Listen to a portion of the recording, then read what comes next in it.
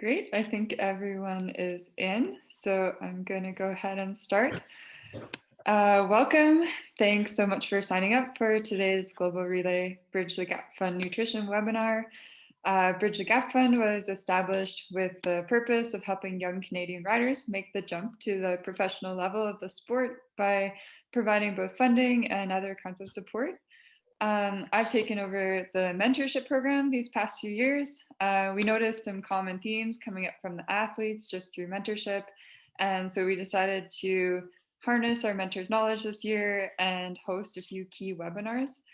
And yeah, nutrition was one of those topics. So today we have Anne Guzman with us as our host and moderator. Anne is a sports nutritionist with over a decade of experience running her business, Nutrition Solutions Anne Guzman. And she's worked primarily with endurance athletes. She's currently completing her master's degree in health sciences. And she's going to be discussing lots of great topics with a few of our experienced program mentors. We have Allison Jackson here from Live Racing, Hugo Houle from Astana Premier Tech, and of course, Canadian legend Swain Tuft and myself on the panel. We're also really happy to have this webinar sponsored by The Feed. So everyone registered for today's conversation will get 20% off their first order if they're interested with The Feed.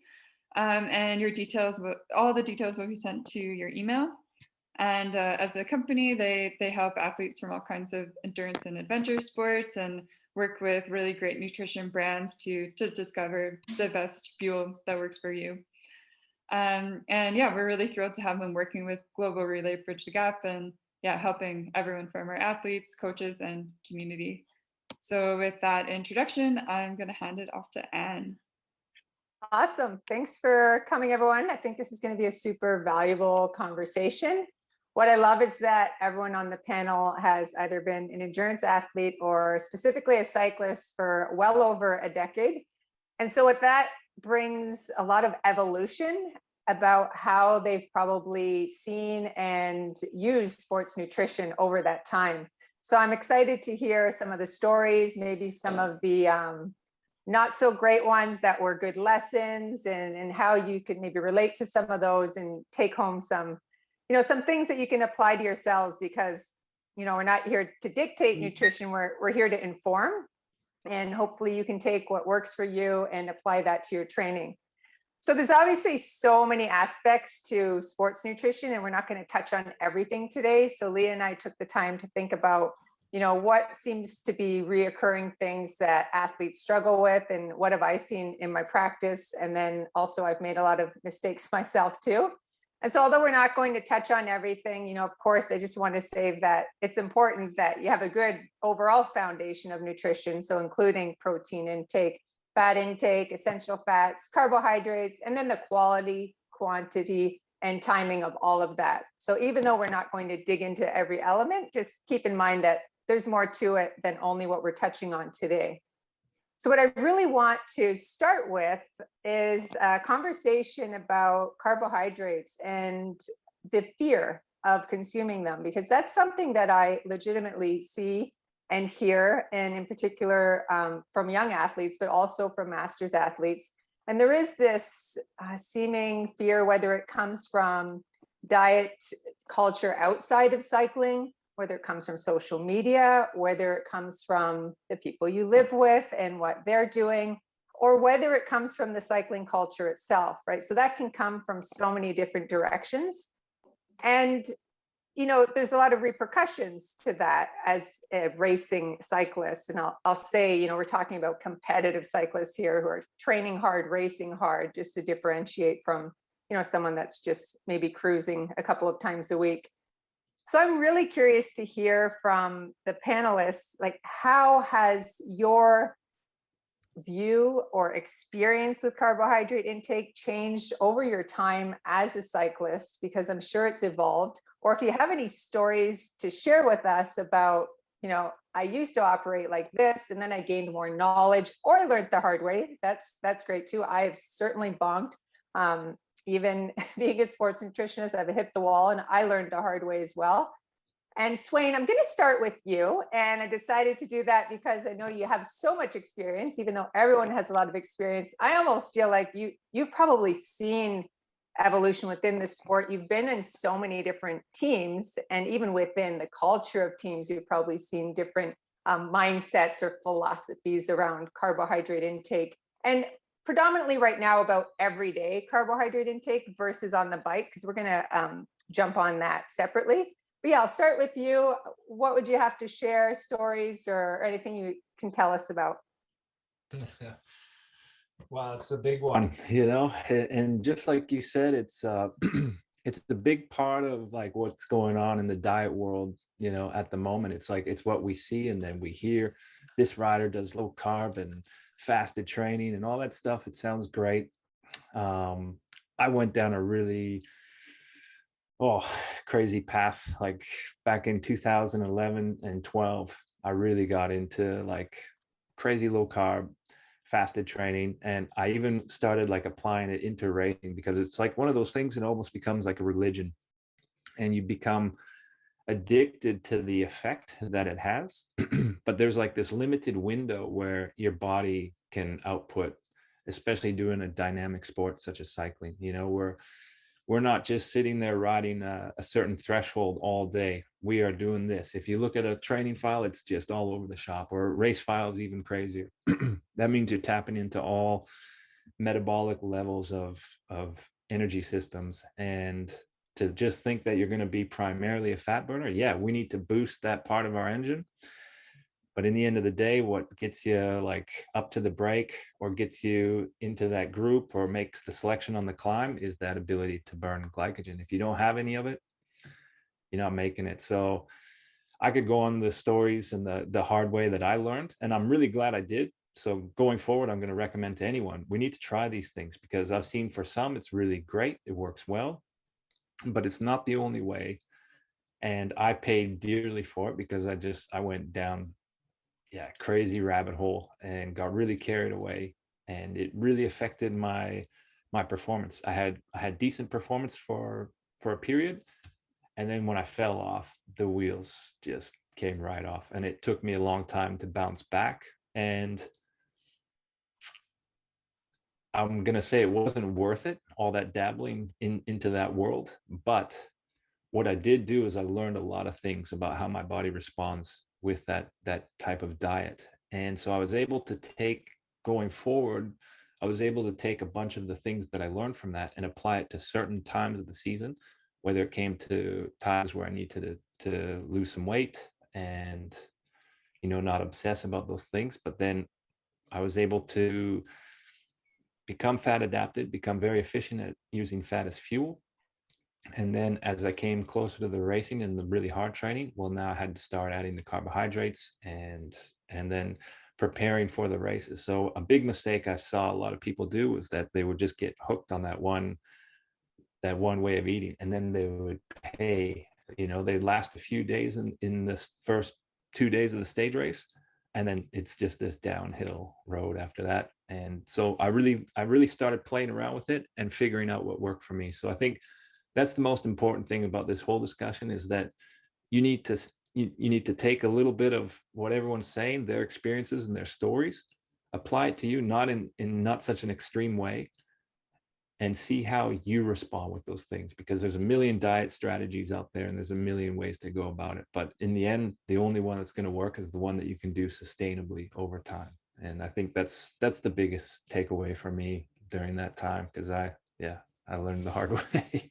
Yeah, no, it's great to hear that story. And you make, a couple really good points there that, everyone's going to be a little bit different. But as you pointed out, when it comes to making the break or, being off the front, being the one in the move, like you need to have glycogen stores in order to dig that hard. So definitely a time and a place. And you're right, we're hearing so much about all the ketogenic diet. And yes, you can increase your fat adaptation, but at the expense of, right? So having the time and the place to do that and realizing the benefit, but then not throwing out your race potential at the same time. So timing is everything. I want to just throw in, since there's a lot of young cyclists listening, as a young cyclist, What are your thoughts on dabbling like this? Or would you just stick to the good foundations of nutrition and keep growing and building until maybe you're at a higher level where you really need to start playing around? So that's exactly actually what I wanted to touch on was exactly that. You know, when you're in your late teens and your early 20s, your body's never going to be better metabolically. It's the best system going. And so there's no need to do any of that stuff. You train hard, you sleep well, and you eat real food. That's it. There's in my mind, there's nothing more to talk about, because you need to build that foundation for the future. Now, when you're 25, 26, and maybe you make it over to Europe and you got to do some 1%, now you can play around with that in the off season and see how, but you have to remember that that takes time. You don't just all of a sudden go low carb. You don't just say, oh, I'm going to go low carb this week. It's like this period of 6 months where you kind of build into it, because the body doesn't just work like that. And so that's a really good point, and it's something that I know for myself, that's what gave me a good foundation, because I didn't know anything back in the day. I would just go and train as hard as I could for 6 hours, and then I would just smash as much food as I could.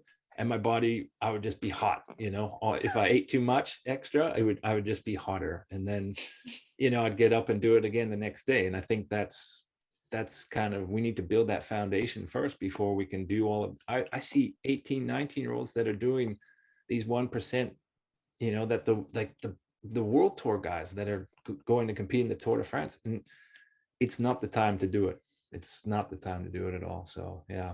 Yeah, it's a great point. And also, the type of racing is different. If you're doing a 90-minute O Cup versus you're racing a Grand Tour, those are very different scenarios. And maybe you wouldn't benefit as much from that adaptation anyhow in an hour to 90-minute race versus a 21-day race where there's going to be a lot of, steady riding within that.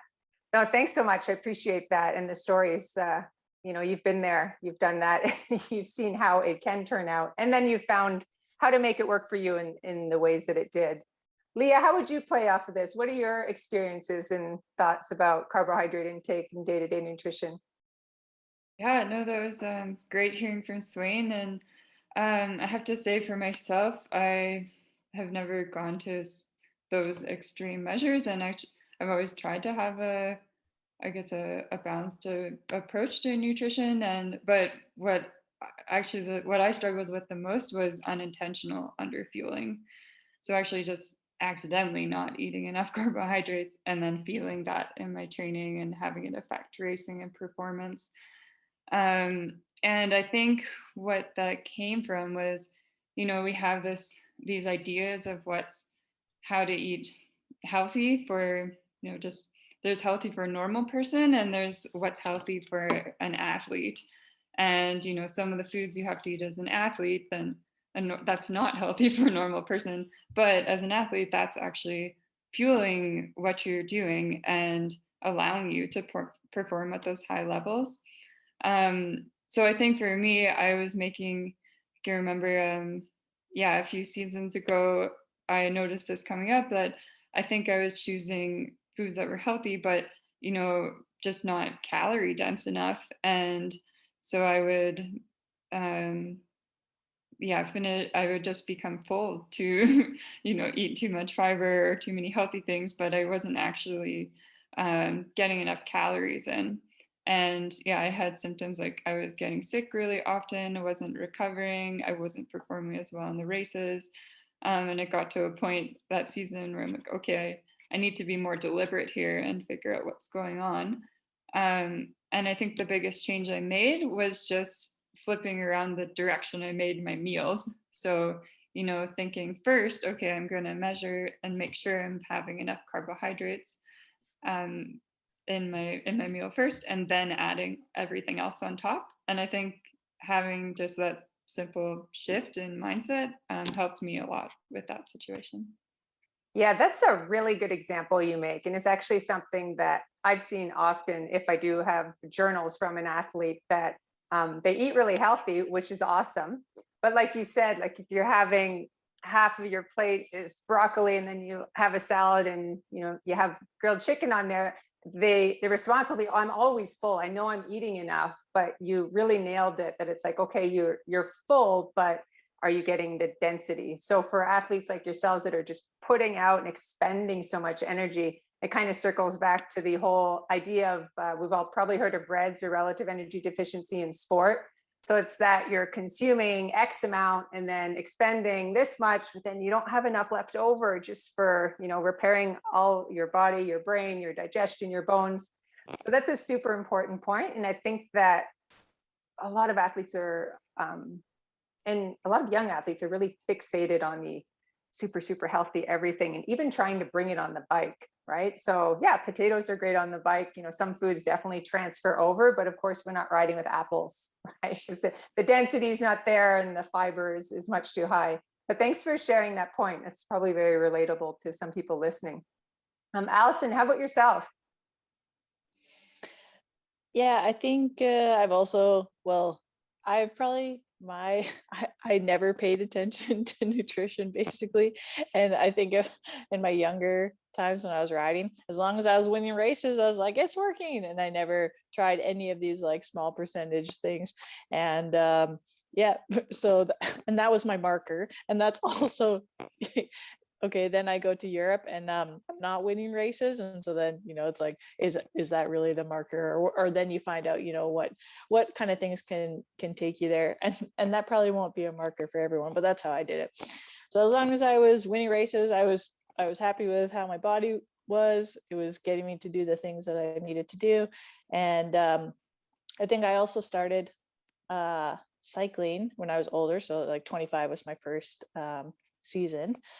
And so I think there were so many other parts of performance that I could just learn in a raw form before like trying to, go do those 1% stuff. So it really wasn't until, a few years down in my career that I, even tried to pay attention to any of the small stuff. And how did that show up for you? Was it through teammates or like a team dietitian or sports nutritionist, or was it just through your own looking up the knowledge? Actually, also for me, a lot of time in the sport, a lot of people would talk about nutrition and food and stuff, and mostly I would just ignore them because maybe some of it can be, negative talk. But it was really when I joined an Italian team that had very skewed views of nutrition and fueling and old school, even ideas on like training. And so then I just understood that for me, I didn't have, partly I knew that I would be in an environment that would have these negative pressures. So then I reached out to a nutritionist to just help me even like, so that I almost would have like a better reason of like why I'm doing this or why I'm doing things differently than the team. So, but I went directly to someone who could manage it so that I didn't have to invest so much of my emotion and thinking and trying to make the right decision. I just let someone else help. That's really smart. Yeah, especially in situations like that. And unfortunately, they do still exist, even though there's a push to change the culture around nutrition and cycling. But yeah, to be able to have someone credible that you can, speak to about that when everyone else is pushing maybe an unhealthy agenda. So good for you. That's awesome. And Hugo, how about yourself? I see that you're muted. Okay, good, you're unmuted. How has your evolution been as far as, how you've viewed or added or even maybe restricted carbohydrates from day to day in your training? I'm quite different than Svein. I always have more than enough. It was the other way around for me. Just need to eat a little bit less. I have made a lot of progress over the years. I would say the last 3 years. I have improved a lot of my nutrition by working with the nutritionists we had inside Astana Permitek from Netherlands, who really focus on the carbs intake according to the training that you're going to do the next day. So for example, if you have a big training block, you're going to eat a lot of carbs, and the focus is really put in carbohydrates, and the protein doesn't really matter as you get a minimum of it. But if you take a look at quantity, is is quite little. So for us, the main thing is to focus on the carb in correlation with what we want to achieve. And that's why we have a great bar meter to see how much we use before the race or before the training. And also now the key is on the bike. The trend is the more you can eat on the bike, the better it is. And you can take some huge intake of carbohydrate in training. So there's a lot of way to play with it, but I would say just have the right amount of carbohydrate made all the difference. And over the years, I have learned how to lose a lot of weight without cutting any carbs. It's all about the timing of carb intake. And yeah, of course, sometimes you need to shrink a little bit and go on lower carb intake, but it's maybe just before a rest day or stuff like this. And how did your did you notice health-wise, performance-wise, did you notice a shift when you made that? Like, could you noticeably see, oh, wow, I have more stamina, my overall energy is better, I have better top end? Like, did it show up in your performance? I think my riding talks by himself over the last 2 years. For me, the key was to lose 2 or 3 kilos. So it might be better in the climb. I think I was more efficient also. So for example, in a Grand Tour, if you carry 3 kilos over 3 weeks, it's also take a lot of energy. So I had a lot of way to improve. I think it's not everyone who have this extra weight. And I have always struggled with that because I easily gain weight. So I need to be careful and pretty efficient on the way I do it. But yeah, of course, you see a difference straight away. And if you want to train hard, you have to eat. There's no doubt about that. Yeah, and I really appreciate what you said about the context. So the day before, the day of, and that's something important to think about for young athletes listening. You know, if you're riding easy Thursday, Friday, and then you have a hard day Saturday, and then you're riding easy Sunday, that's very different than if you have 3 back-to-back days in a row. And you have to think about that in advance and, you know, plan for that. And the context is everything, right? It's very different if you're surrounded by easy days and you just have one day versus sandwiching them all together. Yeah, I appreciate that. That makes a lot of sense. And also that, you know, you recognize what works for you, and everyone here has recognized what works for them.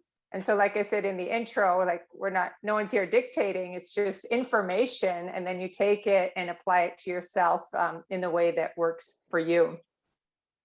And I want to stay on carbohydrates, but I guess get a bit more specific on bike nutrition, which Hugo, you just touched on. And I'm hoping that you can actually give some examples of, well, maybe we'll just stay with you, Hugo, and keep going for a moment. Some more specific examples of what you're doing on the bike for young athletes listening. So actually hour per hour, or some of the foods that you're choosing, or how that's changed for you. I would basically start the training or the day or the race on solid food, either from rice cake or bars. And near the end, it was going to be more only gels and fluid. Now they start with really high amount of carbohydrate in the drink, so you can consume a lot from just drinking, especially when it's hard in the climb or during hard session interval. You can it's easier to get the carbs down to make sure you have enough to cover your energy expenditure.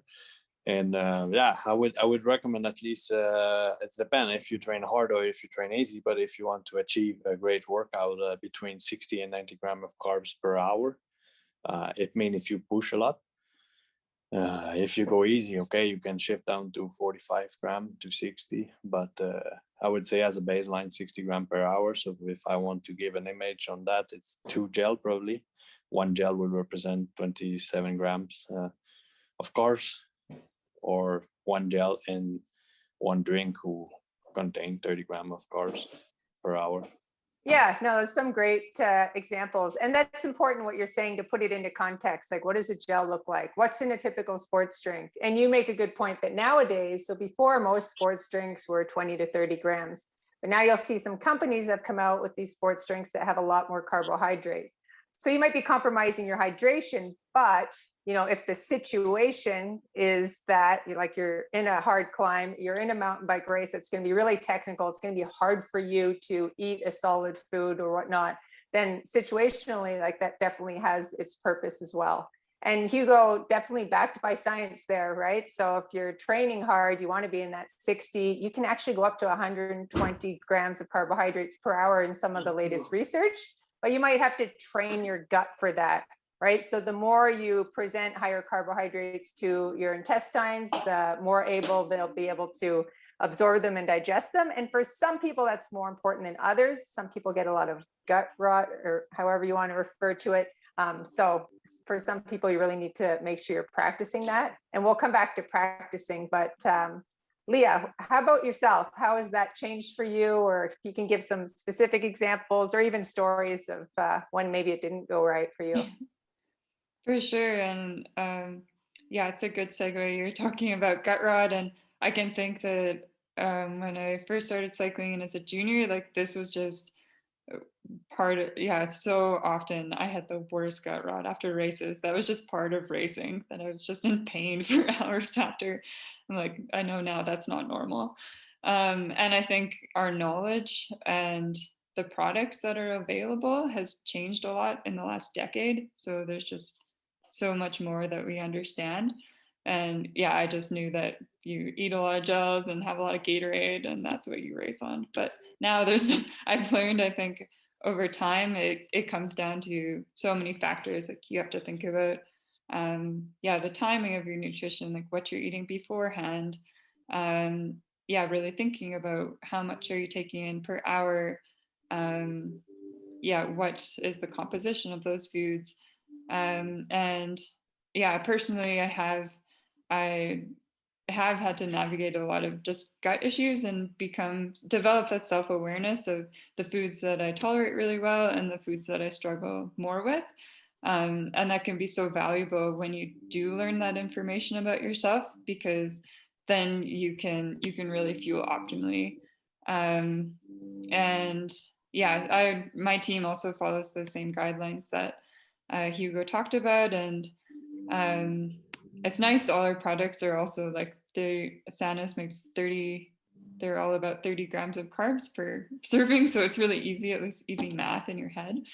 And what we'll do is actually like plan our nutrition before races and then also input it after the race, because it's great to have a plan, but then if you finish and you still have gels and stuff in your pocket, then that doesn't count. So I would definitely recommend, like, if making a plan and then executing that plan can make a big difference.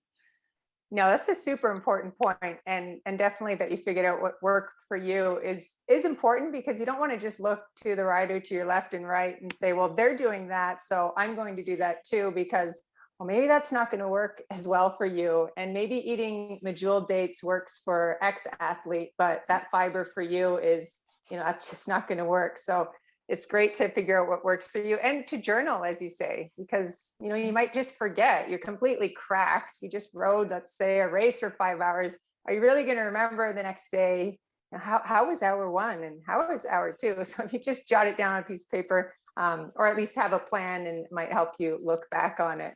But super insightful. And I like that you mentioned you're including what you eat before you get on the bike, because that really is included in performance nutrition. So you think about, what am I doing in that 2 to 3 hours before? And then again, making sure you're familiar with how that meal works out for you. Like, we should practice these things. Allison, yeah, for sure. How about yourself? I think I'm gonna love your answers.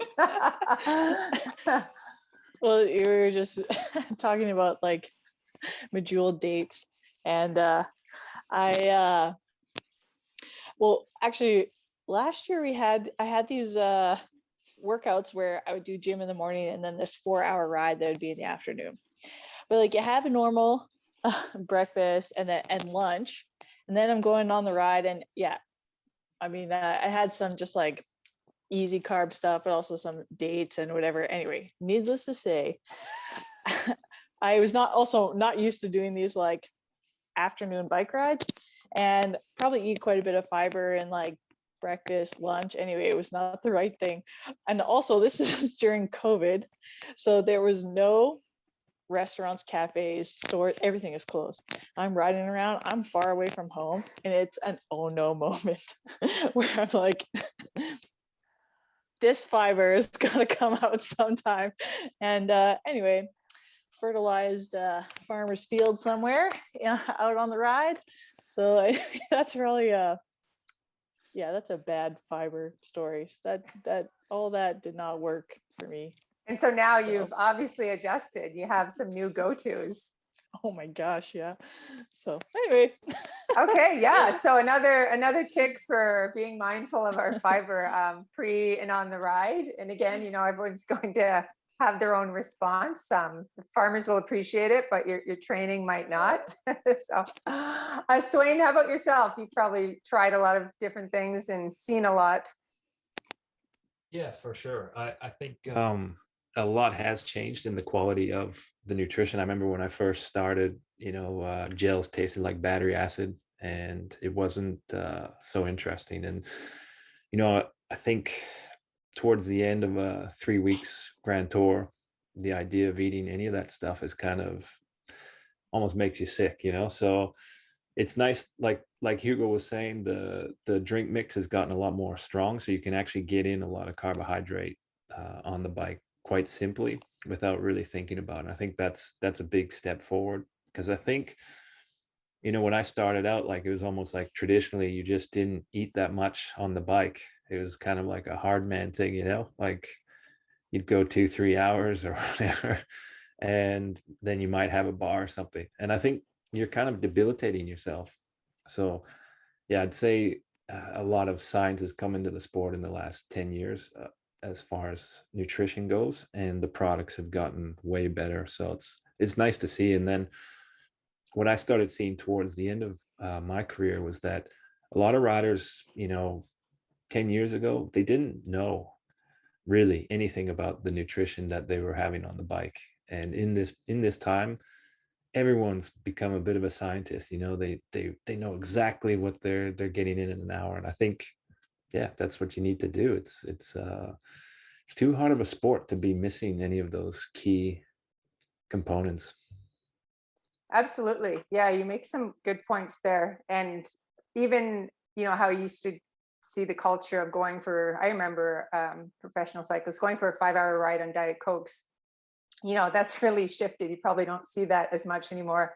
And for young athletes to think, if you're going on that, 2+ hour ride, to think to fuel early and often, right? So don't wait till you're 3 hours in, because you are going to probably hit the wall. And especially if you're not eating on the bike at all. But yeah, not waiting till the end of the ride so that you have the power at the end of the ride, and practice it, right? So you practice your training, you practice your sprinting, you might practice your mindset. Of course, you should practice your sports nutrition, because it really can give you confidence, right? It's that one less thing you have to line up wondering and just shoving extra gels in your pocket just because you have no idea. So you just have this like massive mound of food in your back pocket because you're, I don't know, do I need more? Do I need more? So knowing and practicing, and even saying, like, that training ride, I'm going to eat the way I would before a race, and I'm going to eat my sports nutrition like I will during a race. So then come race day, there's no guessing. Like, it's just natural for you. And it's another tool in the toolbox that can, and it's a controllable one, right? There's so many uncontrollables in cycling. You might as well get everything under control that you can, because once the race starts, we all know that a lot of things can go wrong.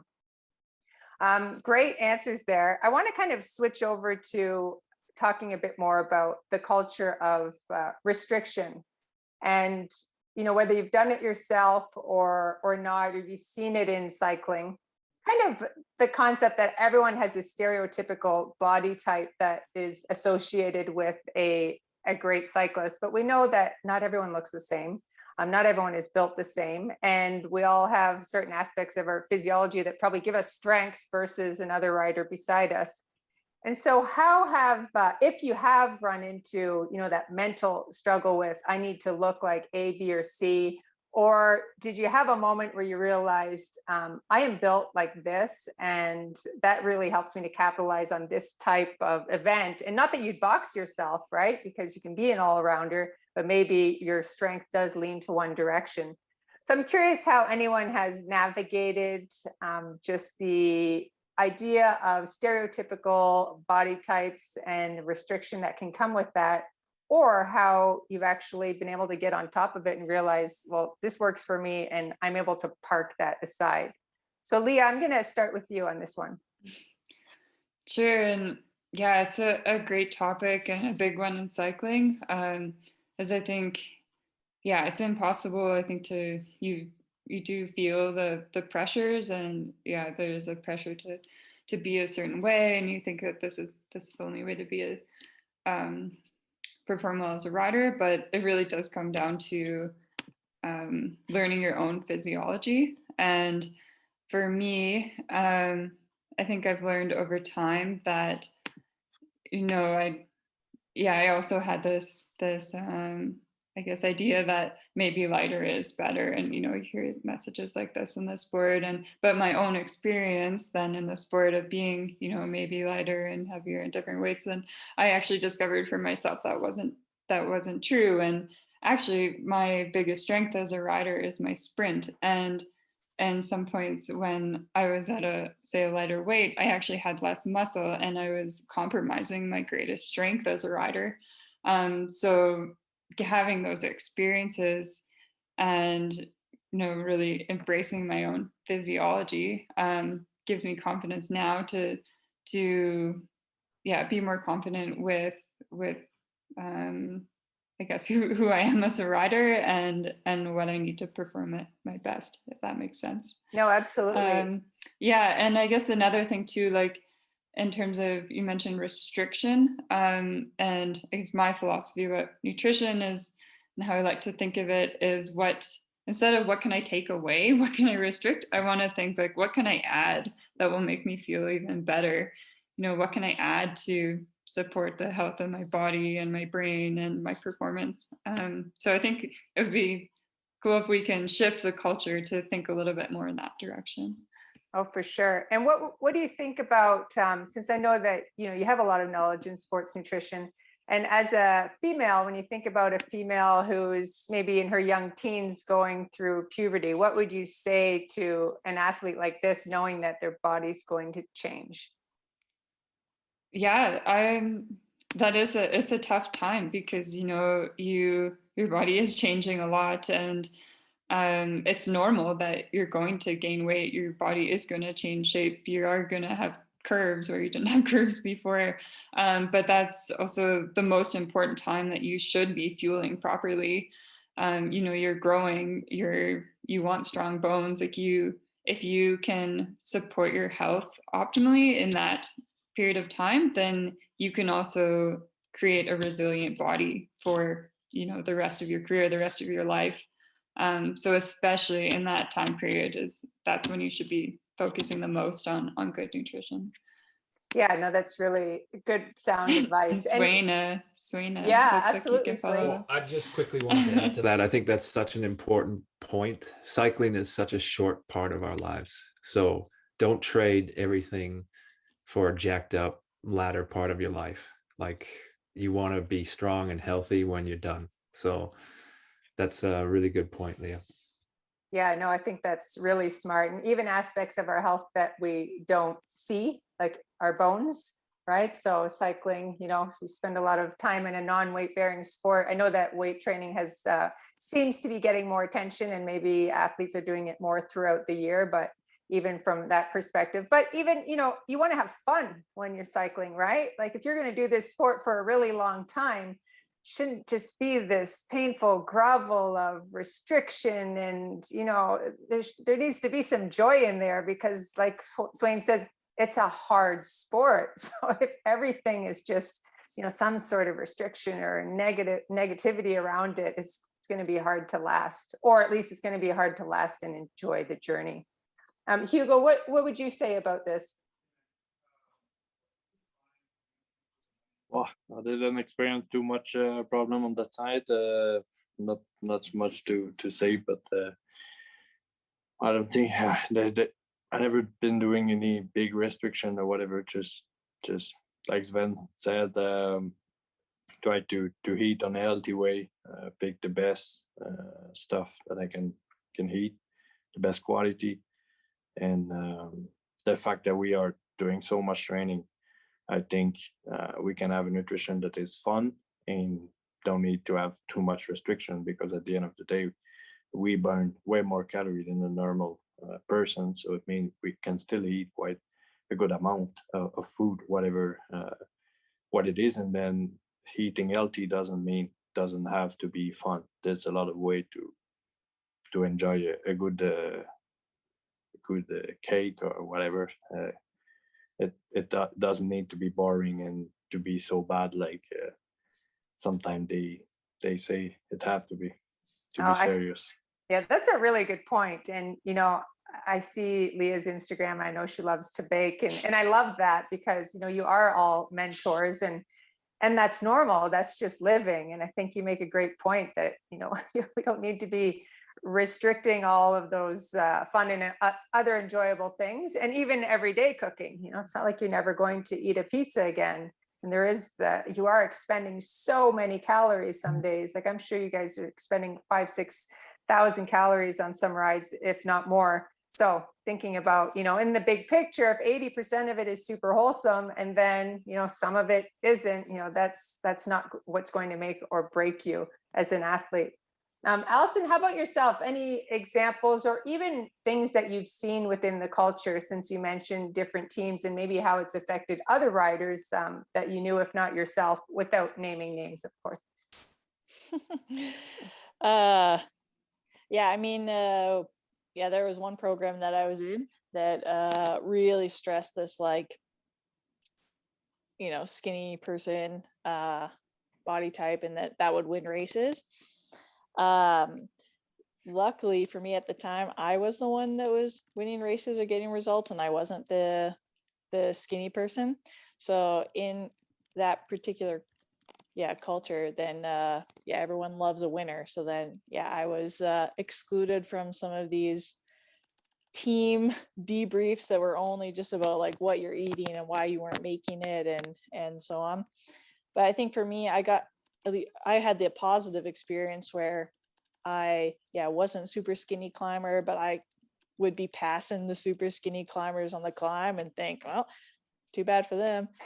But so for me, then it never really was about how you looked. It's just like, can you do it? And so I think that, at least for me, it was really healthy, like, mentality, and I got to experience it in a positive way, to know that that's not what makes it. What makes it is just like, can you do it? Absolutely. And it's actually unfortunate that you weren't used as a positive example in that scenario. So it's too bad to hear that. But I really noticed that in the women's peloton, there is no shape or size that is winning the races. Like, it's all across the board. And I think that that's really important for young athletes to take note of. I mean, strength does not look like something, right? There's so many other elements that go into that, and your legs are going to do the talking in this sport. So you should fuel them. But thanks for that. It's actually a really great example. So I want to switch over to travel. So this will be a little more fun, and I'm sure I'll hear some interesting stories from you about maybe your first time traveling or some interesting cultural differences that you've seen when you've traveled as an athlete. And some people listening may have never left Ontario for a bike race. So travel could just mean going to Quebec for the first time, or it could mean, you know, just going to the US or going overseas. But I'm interested to hear, like, what were some of your, I guess, some surprises nutrition wise, that maybe the way the culture was as far as when things were open, were certain foods available? How flexible did you have to become as an athlete? Because I know that when you're a young athlete and you're at home, you can have everything lined up. You have the kind of milk you want to drink, and, you know, all the meals are just the way you want them. Your trainer is there for warm up.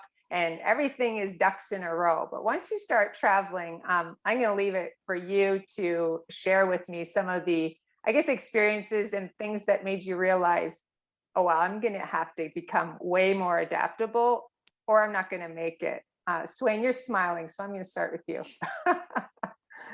Well, I was just reminiscing about, I was on a Canadian team, Symmetrics, and just like you said, and like back home, we have this great system for training, all of our good food, everything we like, and then you go down to South America, and all of it gets thrown right out the window. So there was about 3 or 4 years we did a ton of racing down in South America, and you just had to be ready for everything. And I'm so happy I got to experience that at that part of my life, because it really made me kind of let go of that control over anything, and especially when it came to food. I mean, there was many times where you would I mean, you didn't know where the next meal was coming from. You know, you might just have to eat power bars on a 6-hour transfer after the race, after you know, changed out in the middle of some parking lot somewhere.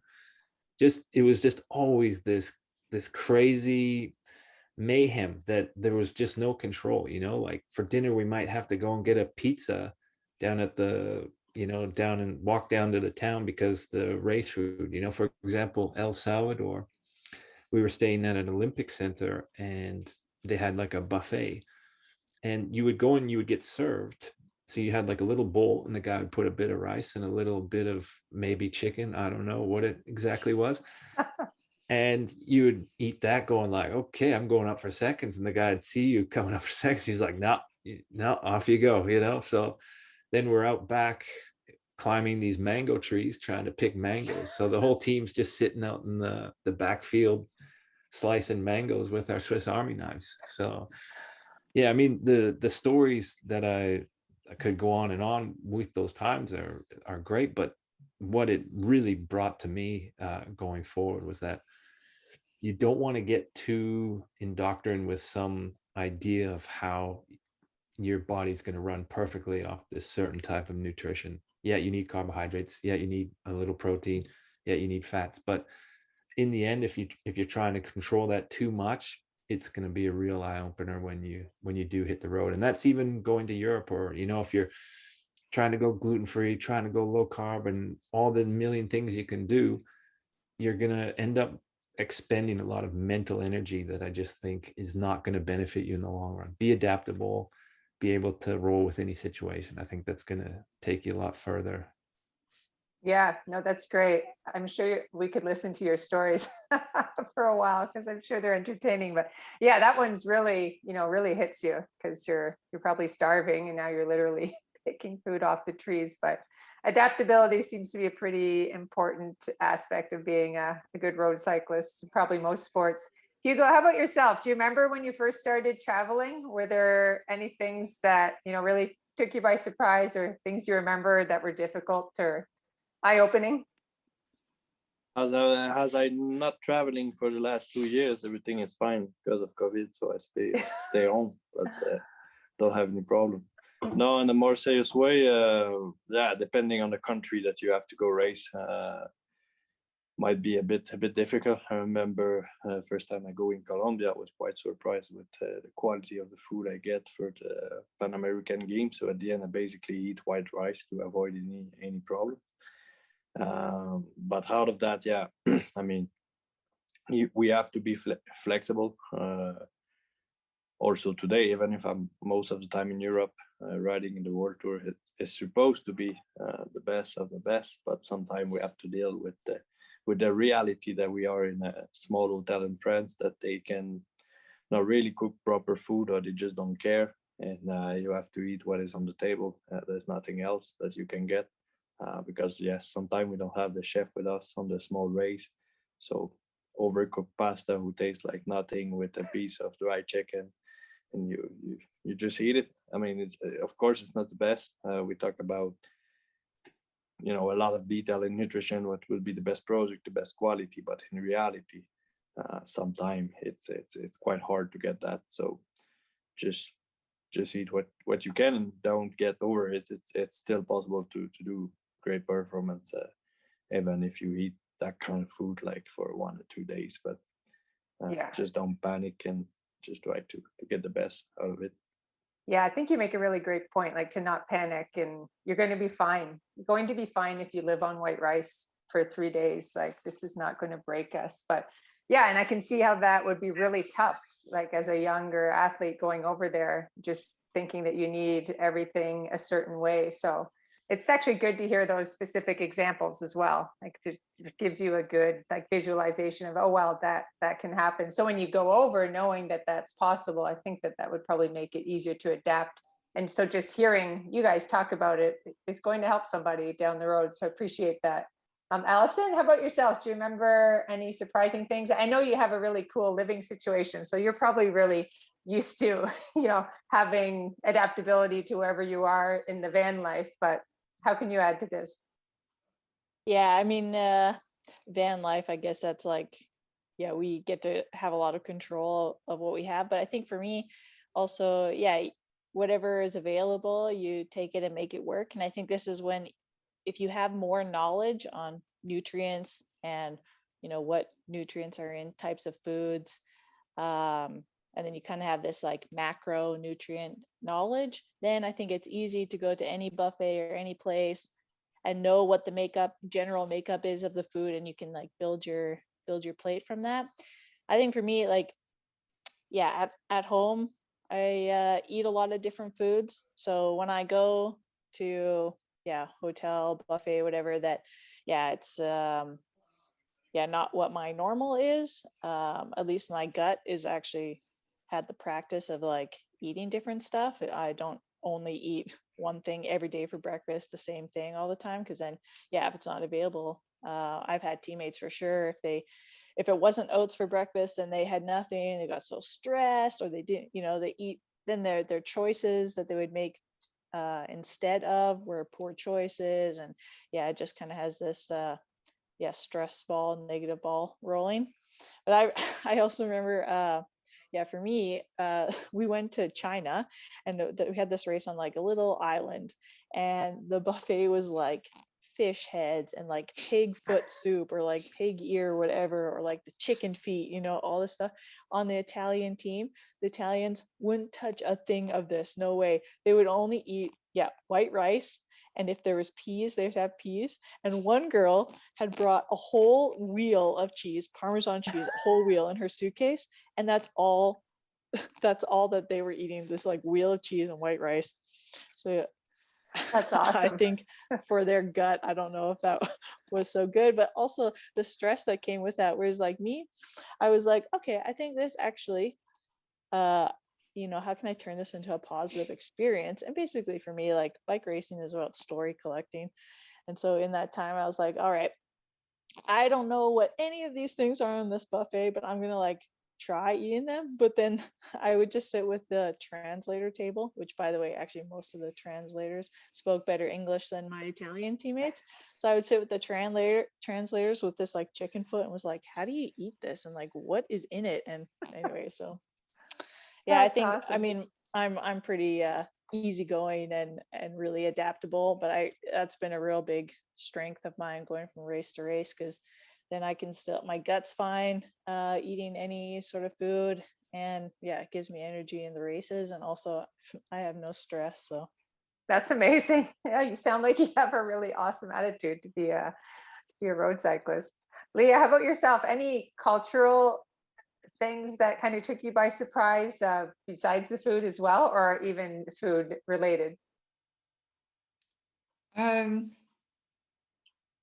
I guess you have to be prepared, like with every country, it's going to be a little bit different than what you're used to. And yeah, I think just I would emphasize the message from everyone, like being adaptable is the most important thing. And rather than like, I think if you go in with a more positive attitude, that will get you far. So, instead of seeing a cultural difference as negative, think like this is an opportunity to, learn. Maybe you'll find your next favorite food because you visited this country, and maybe Allison loves chicken meat now. I don't know.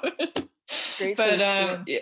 yeah, or I thought of an example like when we had we had team camp before One Worlds, and we were in Israel as a national team, and I was on such a kick with all of the food that we ate there afterwards. Like we were eating tons of tahini and hummus and shakshuka and all these amazing things. And then yeah, for like the next year, I'm like, this was like main part of my diet. So, it can also be really fun to travel to new places and you discover these things that you just didn't really think of before or didn't know existed. So it can be a really positive thing to experience if you're open to it.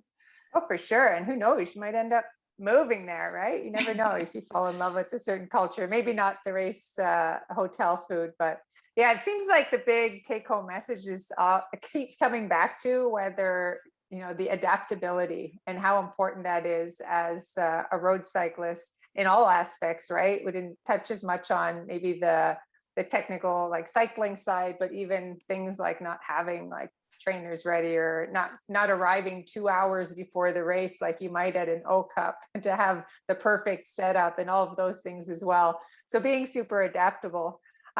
So that's kind of the bulk of what we're going to talk about today. But I wanted to wrap up, and then we're going to do some fun quick fire questions where we ask everyone five things. But really, everything I heard, it makes a lot of sense. It's all legitimate, all backed with good science that yes, we do, we're being very broad. And I think everyone's being quite broad for a reason, because really you need that good foundation. You need to build your house on a good foundation. You don't have to be too particular, but it is important to know, that what does it look like for me as rider A to get enough nutrition for the duration, intensity, and type of training that I'm doing. And then obviously we focus a lot on carbohydrate intake because, you need that to be able to do the hard work, but it doesn't mean that you need it 7 days a week, 24 hours a day. It depends on, what are you doing and what are you doing the next day? So the context of the nutrition is really important as well. And then obviously some fun stories and some tough stories just to show maybe people that have tried and experimented with different types of eating, and still sounds like some of the athletes learned from it, even if it was a hard lesson. But maybe when you do experiment with some things, you still can learn. So it's not to say to not do that, but as young athletes, which a lot of people here are, I think the main thing is that you're still growing, right? So it's not the time to be restricting or trying this keto or intermittent fasting. Like, this is a sport where you need to consume enough carbohydrates to fuel the work, as well as the other macronutrients in good quality and, at the right timing. Does anyone on the panel have anything that they want to add actually before we just do the quick fire questions? No? All right. So Hugo, I'm going to start with you. I'm just going to ask you 5 questions, and it's just a 1-word answer. So favorite meal of the day? Morning. Morning. If you go to a cafe, what kind of coffee do you drink? Cappuccino. Nice. Favorite baked good? Cool. Almond croissant. Nice. Same here. Favorite race? Tour of Flanders is quite nice. Nice. Most beautiful place you've ever ridden your bike? Getting better. Most beautiful. A lot of nice place, but here in Day now in Tenerife, it's quite nice, different, special. Oh, nice. That's amazing. And the strangest thing you've ever eaten on a bike?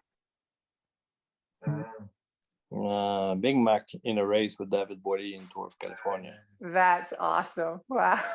I love that. Awesome. Thank you. Allison, favorite meal of the day?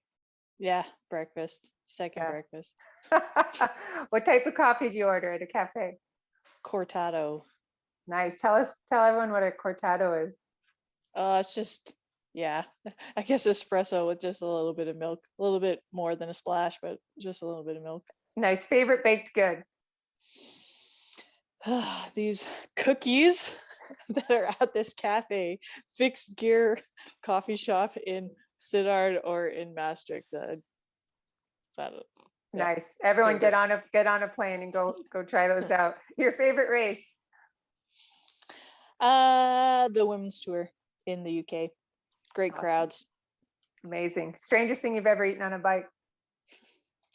Yeah, actually, I don't know, is it that strange? It's just like a full sandwich, but yeah, that's all. And most beautiful place you've ever ridden?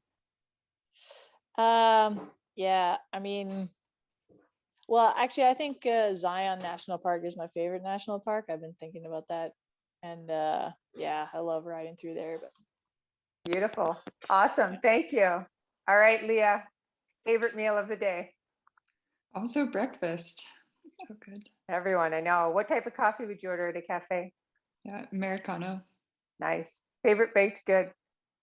banana bread. And when you go to Fixed Gear to get this delicious cookie, you can also get some of my banana bread. It's actually your recipe, right? Yeah. Yeah, So you pretty can have a amazing. really good day of baked goods. Favorite race? Strade Bianchi. I like the gravel. Awesome. Most strangest thing you've ever eaten on a bike? Yeah, a turkey leg. I was doing this commercial shoot with my teammates, and they had us riding up and down for hours one day, and we were eating all kinds of we were snacking on the things that we were supposed to pretend to be eating on the bike.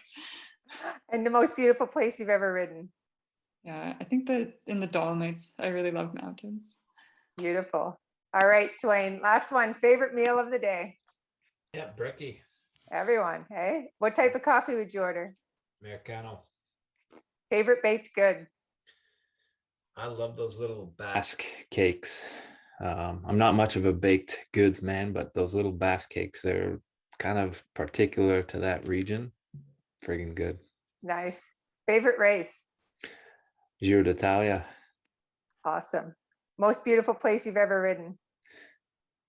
Ariège, France, backside of the Pyrenees. Beautiful. Incredible. And the strangest thing you've ever eaten on a bike? I had a beer on the Zoncolan when I was finishing up the climb, so that was a bit tricky, but yeah, That's awesome. did the trick. Amazing. Well, yeah, I want to say thank you to everyone. Leah's going to close up, but yeah, I appreciate all of your stories and everything you shared. And hopefully, a lot of the young athletes listening or any athletes listening can, get the take home message that everyone here is, dialed in and you know what you need, but you're also not too overly particular so that when everything shifts, you're all super adaptable. And it sounds like everyone knows how to have fun. That's kind of part of the whole story. Let your legs do the talking. Make sure you enjoy your time in the sport. And although you do need to dial in your sports nutrition, don't let it consume your life, because you will face a hotel room at one point with everything white. You'll probably just have to eat it. So thanks so much. Leah, I'll leave it to you. Yeah, great. Thank you everyone for taking part. I really loved the stories. And thank you, Anne, for being a wonderful host today. Nutrition is such a powerful tool that it can help you maintain a healthy, resilient body and will allow you to achieve that high performance. So I really hope you were able to take some helpful messages from our mentors here today, and that you'll be able to apply them to your own nutrition practices. I also just wanted to direct you to a few resources if you are interested in going a little more in depth with your sports nutrition. As I know, we also didn't answer all your questions that you submitted today. Anne recommends checking out the book Peak Performance, Training and Nutritional Strategies for Sport by James Hawley and Louise Burke. And another great book is Sport Nutrition by Asker Jukendrup. He also has a great website with things like infographics and blogs on common topics, and that's mysportscience.com. And I would also recommend, since I love cooking and people are always looking for inspiration, there's lots of great cycling themed cookbooks, The Feed Zone by Alan Lim and Eat Race Win by Hannah Grant. There's tons of stuff if you take a look out there. And yeah, I'd also like to just thank the Feed for sponsoring this session and Global Relay. It's fantastic to have their support. So thank you for joining. This concludes our session for tonight. Thanks, Leah.